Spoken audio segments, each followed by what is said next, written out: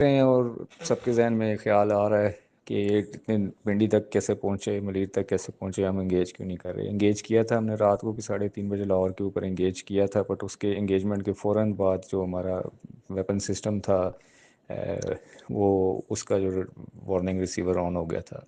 Which means کہ وہ detect ہو گیا تھا، جس کو ہم نے پھر شفٹ کرنا پڑا۔ یہ جو ڈرونز آ رہے ہیں ان پہ ESM سوٹ ماؤنٹڈ ہے۔ ان کا پرپز ہے کہ یہ ہمارے گراؤنڈ بیسڈ ایئر ڈیفنس کی ریڈیشنز کو ڈیٹیکٹ کریں، اور ڈیٹا لنک کے پیچھے یہ ہماری لوکیشنز کو ٹرانسمٹ کر دیتے ہیں کہ جو ان کے کمانڈ سینٹرز کو، کہ کہاں سے ان کو ہم نے لاک کیا ہے، جس کی وجہ سے ہمارے گراؤنڈ بیسڈ ایئر ڈیفنس کے جو سسٹمز ہیں، لو میڈز ہیں، ہائی میڈز ہیں، ان کی لوکیشن ڈسکلوز ہو جائے گی۔ اس لیے کل رات جب اس کو پہلے ایکٹیو ہم نے انگیج کیا ود ہارڈ کل، جس کو کہتے ہیں کہ ڈرون کو ہم نے میزائل سے مارا گراؤنڈ بیسڈ ایئر ڈیفنس سے، تو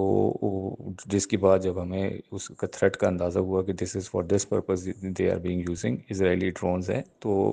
that's why it was decided کہ ان کو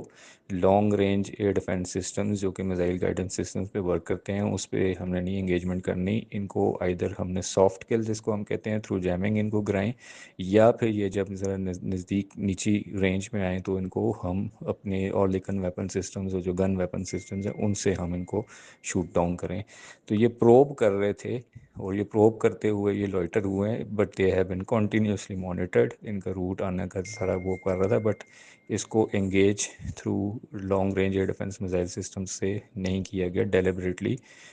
to avoid the detection of own systems. Henceforth جب سے وہ اپنی رینج سے انہوں نے آلٹیٹیوڈ کو انہوں نے کم کیا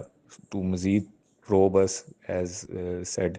ان دی لینگویج کے ٹرول کرنے کے لیے، وہ کرنے کے لیے، تو اس میں پھر ہم نے ان کو